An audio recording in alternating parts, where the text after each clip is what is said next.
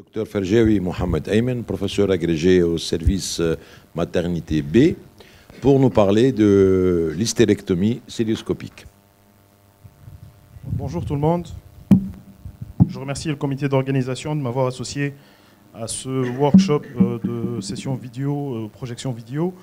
On m'a chargé de parler de l'hystérectomie cœlio et pour le faire, j'allais initialement opter pour un montage simple d'une vidéo chirurgicale, c'est-à-dire enlever les parties soi-disant qui saignent un peu, les parties qui sont très mal disséquées et tout, et ne garder que les choses exposables. Mais finalement, sur les déchets des vidéos, j'ai trouvé que les vrais enseignements qu'on peut tirer, c'est au niveau des vidéos qu'on allait enlever. Donc la Bible, pour réaliser l'hystérectomie cœlio, donc je vous présente l'article publié par l'équipe de Clermont-Ferrand, et ils ont parlé de 10 étapes à suivre pour parfaire ou bien pour réaliser une hystérectomie cœlio. Mais cette suite d'étapes, ou bien cet enchaînement, je le trouve assez simpliste pour aboutir à une hystérectomie cœlioscopique. Et en revoyant toutes les complications spécifiques à cet acte chirurgical, on trouve qu'il y a des lésions qui sont vasculaires, urologiques et digestifs, et ces lésions surviennent généralement au niveau des zones à risque. Donc, en réalisant l'hystérectomie cœlioscopique, on trouve, ou bien on peut identifier des zones à risque de complications. La première zone, c'est au niveau du lambeau ovarien. La deuxième, c'est au niveau du carrefour vasculaire qui se situe près de la corne utérine. La troisième, c'est au niveau de l'artère du pédicule utérin. Et la quatrième zone à risque de complications, c'est au niveau de la vessie. Donc là, c'est des images cœlioscopiques. Donc la première zone, on peut courir le risque de léser les vaisseaux iliaques, l'urtère, le sigmoïde, du côté gauche, bien sûr, et les vaisseaux ovariques. La deuxième zone, donc on peut léser l'artère ovarienne médiale, tubaire médial et l'artère du ligament rond. Pour la zone 3, c'est en abaissant la vessie, on peut provoquer des lésions de la vessie ou bien de l'urtère. Et la quatrième zone, elle concerne le pédicule utérin. Donc, en réalisant la coagulation-section de ce pédicule, on risque aussi de provoquer des saignements ou bien de léser l'urtère. Donc, pour l'intervention, la première étape, c'est l'installation de la patiente. Donc, il faut adopter la stratégie d'une checklist. Il faut vérifier que les fesses de la patiente débordent sur la table opératoire. Et on va voir pourquoi. Et idéalement, on peut proposer des bras le long du corps. Donc, les fesses doivent déborder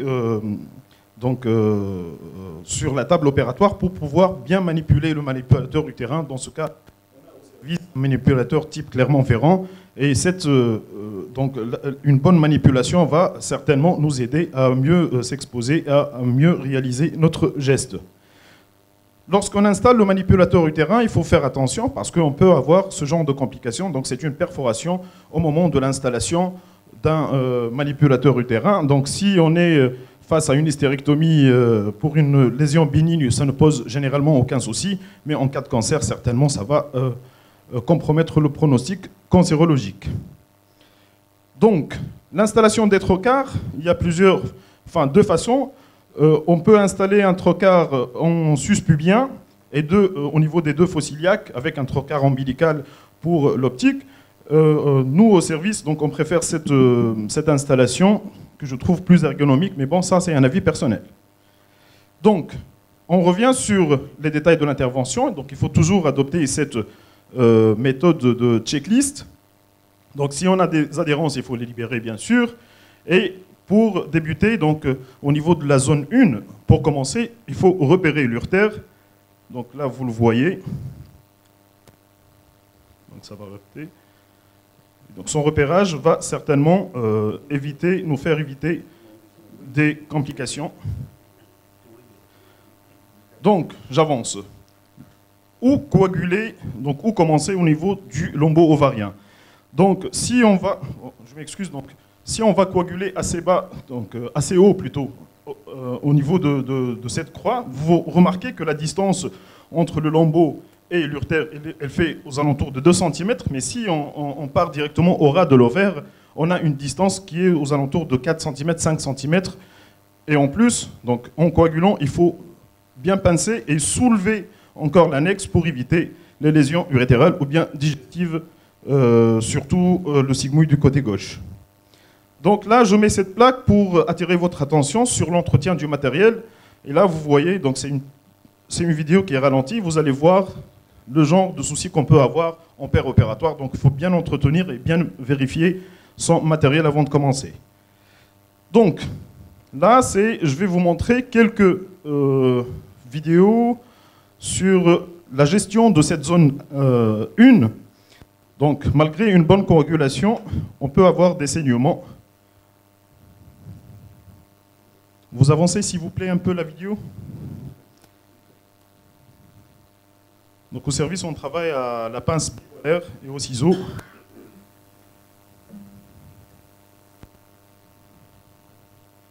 Vous avancez encore s'il vous plaît. Donc on peut avoir des saignements qui peuvent certainement compliquer un peu le geste, rendre l'acte un peu stressant pour le chirurgien et pour son aide. Et ça peut compromettre la réalisation de l'hystérectomie, mais donc il faut garder son sang-froid, avancer petit à petit, il faut essayer de résoudre ces problèmes au fur et à mesure qu'on avance.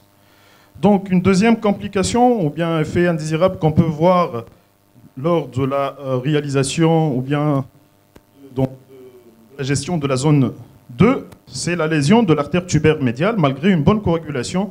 Et vous allez voir, donc on n'est pas de saignement, donc il faut toujours garder son sang-froid. Voilà. Vous avancez s'il vous plaît, vous voyez là l'artère tubaire médiale qui est lésée. Donc voilà, j'avance sur toujours la gestion de la zone à risque 2. Donc, et là, c'est un peu accéléré au début pour... Donc, on va provoquer des saignements au niveau de l'artère tubaire médiale qui est rapidement contrôlée.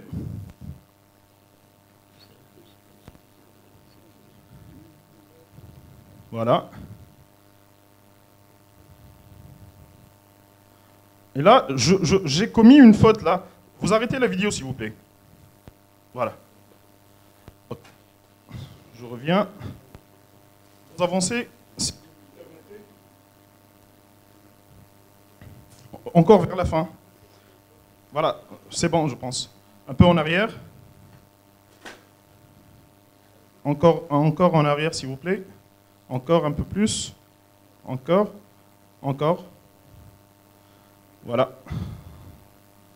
Bon, encore en arrière, s'il vous plaît. Probablement à ce niveau. Voilà. Donc j'ai coagulé à ce niveau-là, et au lieu de couper là où j'ai coagulé, j'ai coupé juste en avant. Et là, j'ai provoqué la lésion de l'artère ovarienne médiale. C'est ce genre d'incident qu'on peut avoir en paire opératoire, et on ne peut que tirer des leçons. C'était la lésion de l'artère ovarienne médiale, et on a mis 6 minutes pour la maîtriser. Donc, la gestion de la zone 3, c'est au niveau de la vessie. Donc, comment abaisser la vessie?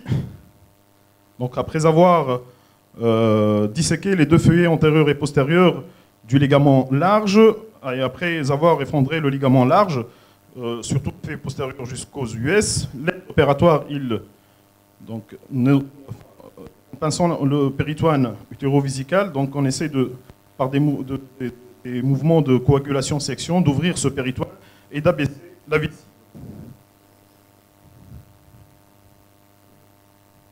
Vous avancez un peu, s'il vous plaît. Vers le milieu.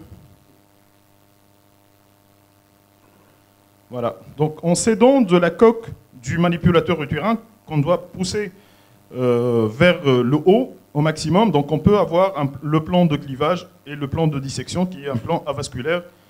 Donc, et si vraiment si la dissection est hémorragique, il faut craindre toujours qu'on s'approche du détrusor et qu'on est face à un risque de faire une lésion vésicale.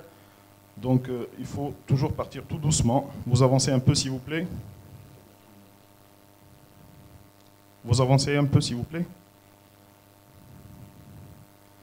Voilà, donc le vagin, c'est cette zone qui est blanchâtre. On va continuer d'abaisser la vessie par des gestes de coagulation, création de pertuis et de dissection. Donc, genre de soucis qu'on peut rencontrer au niveau de la gestion de cette zone 3. Heureusement, on n'a pas eu de plaie vésicale, mais on a eu un incident hémorragique par rapport à une varice vésico-utérine. Donc là, on a commencé à ouvrir l'espace utéro-vésical, et là, malgré qu'on a bien coagulé, donc l'incision, la section provoque des hémorragies. C'était, voilà, vous la voyez, une varice utéro-vésicale. Donc concernant la zone 4, c'est-à-dire la gestion du pédicule utérin. Donc il ne faut pas disséquer le pédicule, donc on peut le prendre après l'effondrement du faisceau antérieur et postérieur, mais là on a réalisé une petite dissection, c'est surtout sur la vidéo prochaine. Voilà, donc là on a la veine utérine, mais c'est inutile de disséquer, donc on peut coaguler directement. Donc là c'est une vidéo où on a disséqué juste à but didactique. Donc le pédicule utérin, vous voyez la crosse de la veine de l'artère utérine et vous voyez la veine qui est en externe par rapport à l'artère. C'est juste pour vous montrer, juste à titre iconographique. Hein. Donc on n'est pas obligé de disséquer ces vaisseaux pour réaliser une hystérectomie cœlioscopique.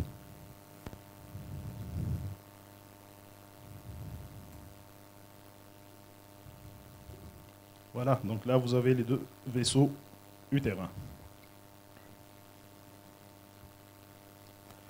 Donc, fort heureusement, on n'a pas eu de complications utérales en coagulant et en sectionnant l'artère, le pédicule utérin, mais on a eu un incident par rapport, un incident hémorragique qu'on a pu contrôler rapidement. C'était juste lorsqu'on a coagulé, donc il y avait une section totale de l'artère utérine. Donc, vous allez voir, voilà. On n'a pas coupé, mais c'est juste, voilà, à l'énergie bipolaire. Donc après, la réparation a été faite immédiatement. Heureusement que ce n'est pas la même patiente. Hein. Donc on a colligé 40 vidéos opératoires, donc on n'a rien contre cette dame. Donc concernant, je reviens sur la zone à risque de complications, la zone 3, c'est l'ouverture. On va parler de l'ouverture du vagin. Donc une fois qu'on a bien abaissé la vessie, on a l'espace blanc du vagin qui est bien exposé grâce à la coque du manipulateur utérin. Donc à l'énergie monopolaire, on peut entamer l'ouverture du vagin. Bien sûr, il faut faire attention à la vessie et aux onces digestives qui peuvent être exposées au risque de lésion, surtout à l'énergie. Donc cette ouverture vaginale, elle peut se faire donc, en antérieur. Et là, comme vous voyez, en postérieur aussi, on peut débuter l'ouverture vaginale en postérieur tout en faisant attention latéralement aux deux uretères et en postérieur au rectum. Donc, avant d'ouvrir le vagin, il faut vérifier que la vessie est bien abaissée, surtout latéralement. Donc, afin d'éviter, dans ce cas-là, vous voyez que antérieurement, la vessie était bien abaissée. Et, par contre, latéralement, on avait un petit bout de vessie, donc il fallait certainement gérer avant de commencer l'ouverture vaginale. Donc, là, vous voyez, donc on est en train d'ouvrir le vagin et on a une fuite de gaz, une fuite vaginale. Donc, ce qu'il faut faire, c'est il faut arrêter toute procédure immédiatement, débrancher la monopolaire et attendre, donc fermer le vagin. On utilise les anneaux en silicone du manipulateur utérin et à défaut, on peut mettre des compresses dans le vagin. Et il faut recommencer la chirurgie une fois l'abdomen est insufflé avec une bonne pression. Et comme on dit en chirurgie, donc la vision, c'est vraiment la sécurité pour le chirurgien et pour la patiente. Donc, fuite de gaz, comment faire après avoir sorti l'utérus par le vagin? C'est on met des gants avec des compresses dedans pour fermer après par voie cœlioscopique le vagin. Donc voilà. Donc, concernant l'extraction de la pièce opératoire, il y a plusieurs techniques. Là, je vous montre une petite séquence sur le morcellement dans un sac à l'aide de l'énergie monopolaire. Donc c'était un gros utérus polymyémateux chez une nullipare. Donc on a réalisé un morcellement dans un sac, protégé dans un sac, à l'aide de l'énergie monopolaire. Et après, l'extraction par voie vaginale était facile. Et là, je vous montre une séquence concernant le morcellement vaginal. Donc c'était chez une patiente multipare avec un gros utérus myomateux. Donc en utilisant la lame froide, bien sûr en protégeant le rectum et la vessie par des valves vaginales. Donc on part tout doucement et bien sûr tout geste doit être contrôlé par la vue. Vous avancez un peu s'il vous plaît.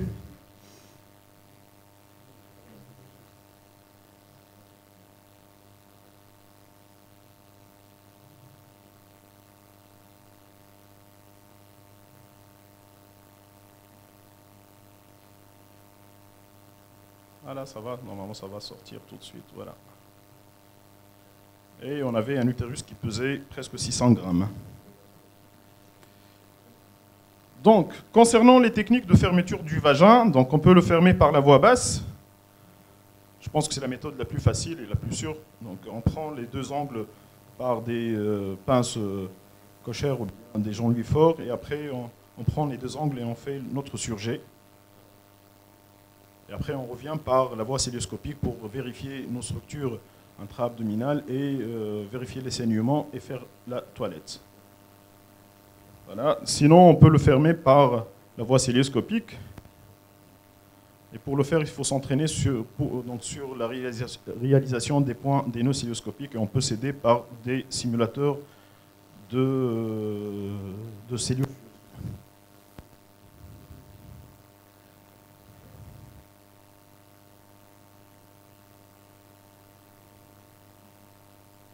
Vous avancez un peu, s'il vous plaît.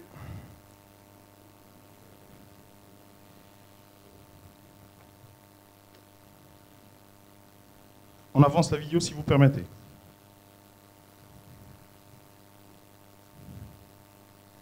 Donc, après avoir assuré l'angle de l'utérus, donc on commence notre surjet. Il faut faire attention pour ne pas prendre le gant qui est installé par la voie vaginale pour permettre une bonne insufflation abdominale. Sinon, il y a d'autres fils comme le V-lock qui permet de fermer le vagin d'une manière étanche sans avoir à serrer le surjet.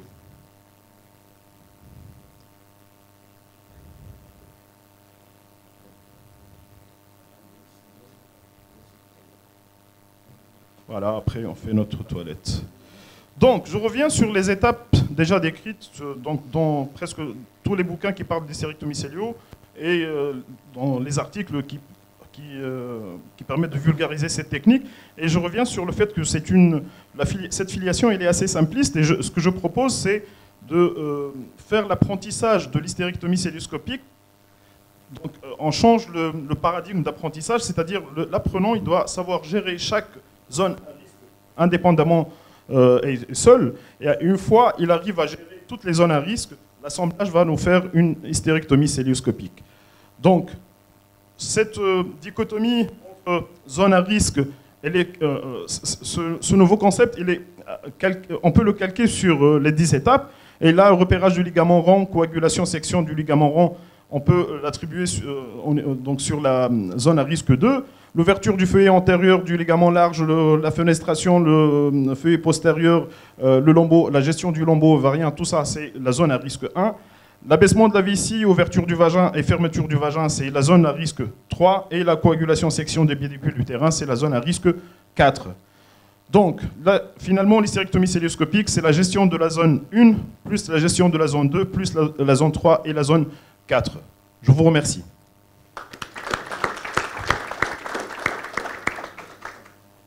Est-ce qu'il y a des questions dans la salle?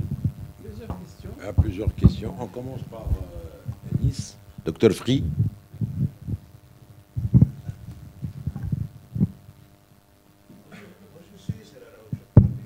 Non, je vous remercie par la qualité parce qu'effectivement, il faut voir comment la chirurgie se passe. C'est vrai, c'est pas toujours exsangue, sauf si la patiente est décédée. Donc ça, c'est très important. Par contre, j'ai des remarques très importantes. Quand vous attaquez le lombo ovarien, l'aide, c'est lui qui doit tenir l'ovaire et le lombo, le soulever, comme ça vous avez votre bipolaire ciseau qui vont de pair. Parce que maîtriser l'hémorragie étant seul et ne pas être aidé, c'est très dangereux. Donc ça, c'est le premier conseil.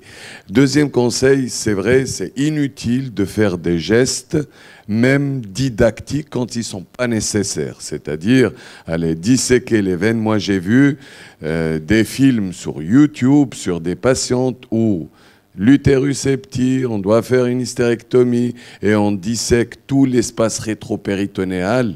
On expose cette patiente à des hémorragies, à des saignements, vraiment inutiles. Il faut faire le geste quand il faut le faire. Le troisième point, c'est que c'est inutile donc de disséquer le pédicule.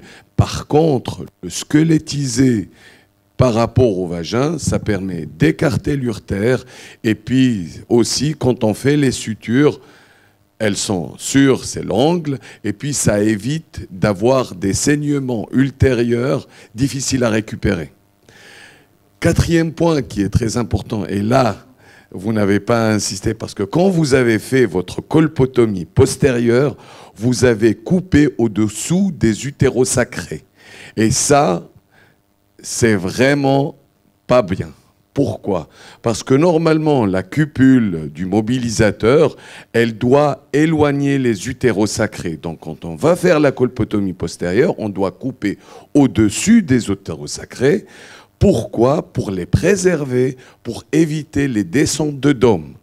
Et c'est pour ça, quand on compare les techniques d'hystérectomie abdominale versus laparoscopique, il y a moins de prolapsus en laparoscopie que par laparotomie, parce que effectivement on préserve les utérosacrés. Et là, en les coupant, c'est pas bien du tout. D'accord. Et le troisième point, et ça c'est question de moyens, le dernier point, moyen par rapport effectivement ce qui est, c'est que ça a été prouvé par des études randomisées que les cétures en surjet par VLOC, il y a moins de déhiscence que de faire des points séparés en X. Ça, c'est évident. Donc, ça a été montré, ainsi de suite. Après, c'est vrai, ça coûte cher.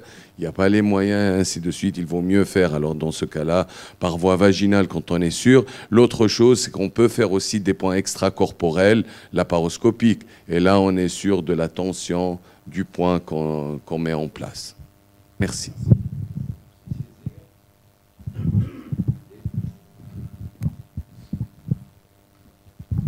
Je te remercie, Ayman. Moi, j'ai connu Ayman en tant qu'interne quand j'étais chef de service, résident, et maintenant il est professeur agrégé. Je t'en félicite. Je t'en félicite aussi parce que tu as montré the mistakes, les erreurs qu'on peut commettre. Nous, en 2002, dans le service, on a fait une cinquantaine d'hystérectomies percelloscopiques totales. Alors, la surprise, tout en sachant que les lésions urétérales en hystérectomie classique, c'est 0,5%, et en hystérectomie laparoscopique, et quelle que soit la dextérité de la chirurgicale de la personne, c'est 1 à 2%. Nous, sur 50 cas, on a eu quand même 4 cas de lésions urétérales, et parfois elles sont secondaires, elles s'installent 10 jours après, par chute d'escar. Donc, Anis n'en a pas parlé. Moi, je pense que quand on veut faire une hystérectomie percelloscopique, il faut individualiser les urtères. Ce n'est pas en les voyant. Il faut il faut couper le péritone au-dessus pour les suivre jusqu'en bas.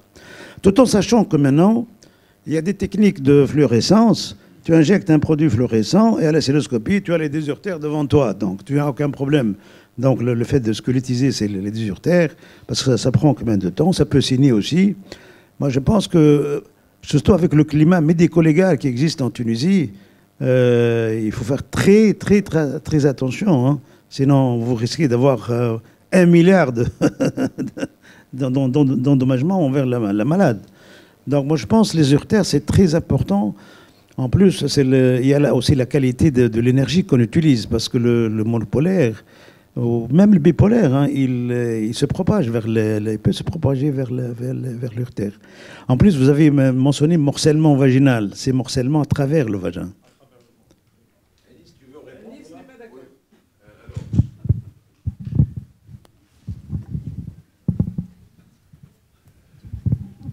Désolé, professeur Ziga, je vais vous contredire. Déjà, vous m'excuserez. Alors, disséquer l'urtère, c'est un geste inutile. Il y a des gestes qui peuvent éviter la lésion urétérale, par exemple en faisant le trou au niveau des larges, hein, écarté, déjà en abaissant le feuillet postérieur, ça éloigne l'urtère. Ça, le deuxième point, c'est le rôle du manipulateur. Déjà, en plaçant bien le manipulateur qui va englober le col, il va décliner latéralement les urtères. Troisième point que vous avez soulevé, et c'est vrai, en Europe, c'est interdit d'utiliser les trocars métalliques si on utilise la monopolaire pour éviter les arcs et les blessures à distance. Et c'est ça, c'est qu'on ne se rend pas compte quand on met les trocars métalliques, les brûlures à distance et puis urétérale à côté. L'urtère, franchement, j'ai jamais disséqué l'urtère quand c'est pas nécessaire, quand il y a pour une hystérectomie. Je touche du bois, contrairement aux urologues qu'ils coupent l'urtère dans un but médical. Le gynécologue, c'est une complication. Je n'ai pas eu parce que, effectivement, en prenant ces gestes de décliner déjà et de squelettiser l'artère utérine, de faire le trou dans la paroi postérieure du feuillet, ça déjà éloigne l'urtère largement.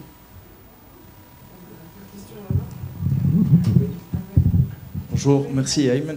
En fait, j'ai une remarque concernant sur les étapes de Clermont-Ferrand. Il y a une étape qui est la fenestration du large. Et cette fenestration permet d'éviter les saignements sur le lambeau, les saignements sur l'utero-ovarien et éloigner l'urtère, d'une part. D'autre part, j'ai une remarque concernant la morcellation de la pièce opératoire avec la monopolaire dans un sac. Le circuit du monopolaire, il passe à travers le patient. Et donc, quand on morcelle dans un sac, c'est soit morcelé à la lame, soit morcelé à la bipolaire. Mais sinon, ça va faire des arcs partout. Ou mécanique à la lame. De mon avis.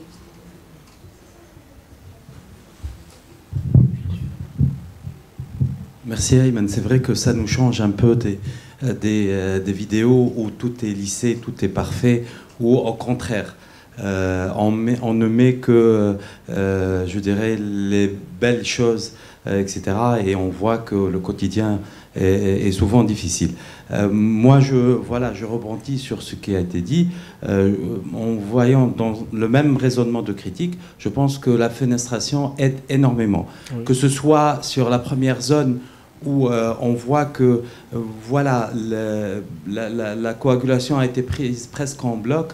Et c'est tout à fait normal que quand on coupe, ça va saigner. Personnellement, je trouve qu'une fenestration et la mise un peu sous tension du lombo ovarien aurait facilité, diminué énormément des complications hémorragiques. Et le problème avec les complications hémorragiques, c'est que ça donne une sorte de réaction en chaîne des différentes complications. On voit moins bien, ça saigne, on élargit la coagulation et de fil en aiguille, on se retrouve à blesser l'urtère. Donc l'idéal, c'est vraiment de prendre son temps, de préparer sa coagulation avec une bonne fenestration, avec une bonne tension du lombo ovarien. On passe de 1 à 2 cm, je dirais, au repos, la distance entre la coagulation et l'urtère, à presque 4 à 5 cm quand on tire.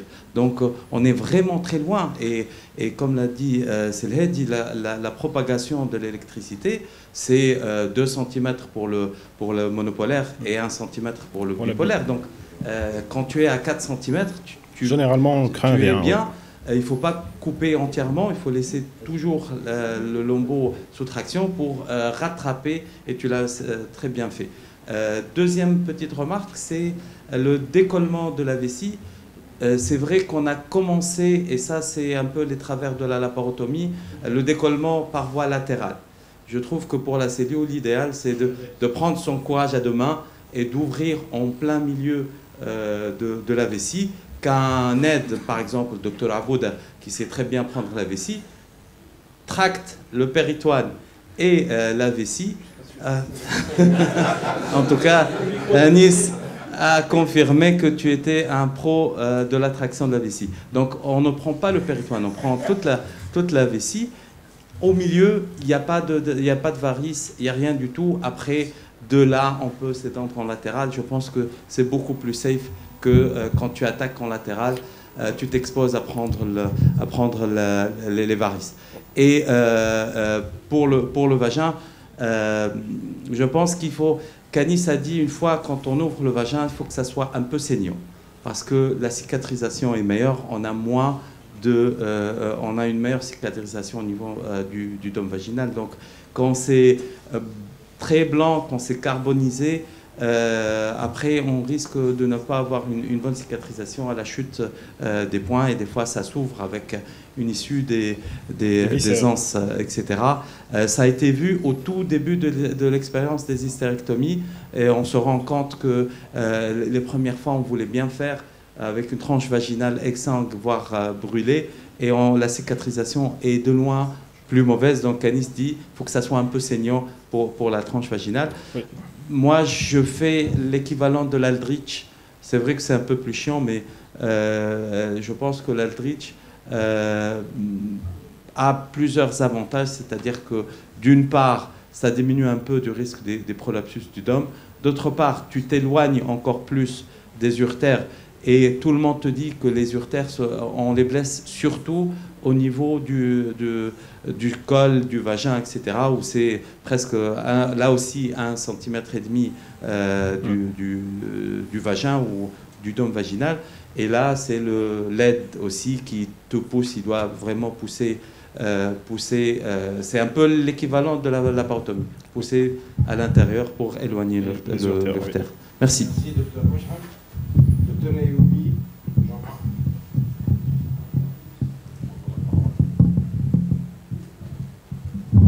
Moi, je voulais vous féliciter pour cette très belle présentation et cette chirurgie très didactique, très pédagogique. Bon, il y a beaucoup de remarques, on peut toujours faire de remarques. Je crois que chacun a sa technique et ses petites astuces. Juste deux choses. Insister sur le tuteur vaginal et la traction. C'est-à-dire qu'au lieu de disséquer l'urtère, comme l'a dit Anis, il faut plutôt, avec les tuteurs, pousser au maximum pour éloigner plutôt l'urtère que le disséquer. Et puis les coagulations et les sections, surtout les coagulations, autant se faire que peu, doivent être perpendiculaires à l'axe vasculaire plutôt que latérales et tangentes. Voilà, mais très très belle présentation. Merci. Je donne la question.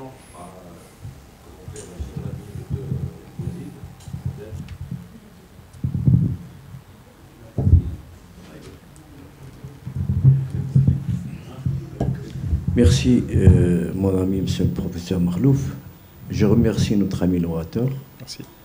Donc, de cette excellente présentation. Il a montré des difficultés réelles de l'hystérectomie cœlioscopique. Alors, après plus de 25 ans de pratique de l'hystérectomie, on a quand même un petit recul. Et c'est une intervention majeure. C'est une intervention à difficulté croissante. Plus on descend vers le bas, plus les difficultés augmentent. Elle dépend de la technicité de l'opérateur, mais aussi 50% de la réussite, c'est l'aide opératoire, celui qui manipule en bas. Donc, c'est lui qui va vous aider à vous éloigner des urtères. Et le gros problème, c'est surtout les urtères. Et croyez-moi, j'en ai vu, j'ai eu des complications des urtères. Il serait intéressant de faire une communication sur les complications urtérales de l'hystérectomie cœlioscopique. Comment les gérer? Et là, ça donne à réfléchir concernant l'hystérectomie cœlioscopique. Ça dépend du matériel. Moi, j'ai travaillé beaucoup avec les ligachures, surtout le 10, c'est une véritable soudeuse. Hein, donc, je travaille. Non, pour vous dire, c'est une intervention qui est difficile, qui demande une courbe d'apprentissage importante, opératoire dépendant, mais également l'aide opératoire joue un rôle important. Vous avez 50% de réussite avec l'aide opératoire. Maintenant, que dire en 2002 de l'hystérectomie cœlioscopique? Avec le recul, je pense que la meilleure voie, c'est l'hystérectomie vaginale. Au plus, quand on est en présence, surtout avec maintenant les taux de césarienne, abdomen multicicatriciel, on peut céder, on peut faire une hystérectomie célio-assistée. Je pense que c'est la décision la plus sage. C'est vrai, on peut faire une hystérectomie célioscopique, ça prend plus de temps, parfois on est confronté à des problèmes, mais la voie royale, je pense qu'aujourd'hui, en 2022, le message que je peux dire, c'est l'hystérectomie vaginale, au plus une célio-assistée. Voilà. Merci. Juste avant de vous donner, s'il y a la parole, dans les utérus unis ou bicicatriciels, est-ce que vous êtes pour une petite épreuve au bleu? Vous remplissez la vessie, vous la laissez un tout petit peu moyennement remplie avec du bleu. Ça vous permet tout d'abord de détecter facilement si vous avez eu une plaie ou non, et puis ça permet éventuellement de pouvoir disséquer avec moins de complications. Concernant, j'allais rebondir sur ce détail pour répondre à notre ami le professeur Morali, concernant le fait d'attaquer la vessie par en haut et de commencer au milieu et après de partir latéralement. Oui, c'est ce qu'il faut faire, mais à un certain moment, pour les utérus cicatriciels, il y a un papier de Kamran Nezat qui parle de l'approche, comment aborder la vessie sur un utérus cicatriciel, et il le fait latéralement. Donc il y a une création d'un espace qui n'a jamais été décrit avant, mais c'est un espace qui est anatomique, donc il descend très bas en abaissant le fait antérieur, et après il attaque la vessie latéralement, et à un certain moment on voit la cicatrice, il arrive à l'isoler carrément, et c'est ce qui fait, voilà. Donc, pour les utérus cicatriciels, c'est qu'on a extrapolé par rapport à la laparotomie, on l'attaque latéralement pour bien gérer la cicatrice utérine, et c'est pour cette raison probablement qu'au fur et à mesure qu'on avance dans notre expérience, on a l'habitude d'abaisser le ligament large fait antérieur et d'attaquer la vessie toujours latéralement. Concernant, par rapport au bleu de méthylène, si on a un doute par rapport à une lésion de la vessie, je pense que oui, on peut le faire certainement pour vérifier et tout, on est dans l'obligation de le faire, mais gonfler la vessie pour aider la dissection, on peut extrapoler ça sur l'hystérectomie abdominale. Bon, je ne l'ai pas essayé, mais probablement, je pense que... Sylvie, qu'est-ce que vous en pensez? Concernant les lésions, pour la prévention des lésions urétérales, avant, on faisait une cystoscopie systématique. Et j'ai eu connaissance, quand on a une lésion urétérale, quand on voit les deux méas urétéraux, et vous avez un péristatisme comme mes doigts, comme ça. Dans le cas où vous avez une lésion urétérale du côté de l'urtère lésée, ce péristatisme, l'orifice devient terne. Il n'y a plus ce mouvement. Et c'est comme ça qu'on fait le diagnostic de la lésion urétérale et d'intervenir à temps avec l'urologue. Parce qu'il y a un problème médico-légal là. Dernière question, Dr. Abouda. J'aimerais rebondir sur ce que vous avez dit concernant le bleu de méthylène. Bon, actuellement, il n'est plus recommandé d'utiliser le bleu de méthylène en cystoscopie. De toute façon, même en laparotomie, parce que s'il y a une plaie, de 1, il y a une diffusion du gaz au niveau du sac, donc on va avoir un sac qui va être rempli par du gaz. Et de 2, le bleu de méthylène, il va être pris par les différents tissus, donc on ne va pas cerner tout ce qui est séreuse et pour faire la réparation de la vessie. Donc idéalement, c'est du séramphi uniquement, et c'est visible lorsqu'on voit, c'est tellement visible avec du séramphi.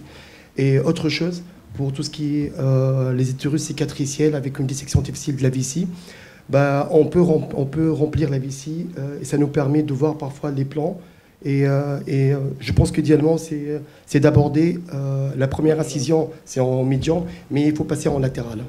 Il faut passer en latéral, tout à fait contourné. C'est pour avoir plus de plans et pour au moins disséquer la vessie et la faire abaisser au maximum. Puis après, il y aura, parce que généralement, la difficulté, c'est au milieu, c'est au niveau de la cicatrice. Et une fois que tu décolles la vessie de part et d'autre, ça va être plus facile de la voir et de la disséquer au milieu. Merci. Obligé d'arrêter la discussion, c'est très intéressant. Merci. Merci beaucoup encore. Merci. Donc, on est un petit peu en retard, donc je donne la parole au professeur Machar Morali qui nous parlait de...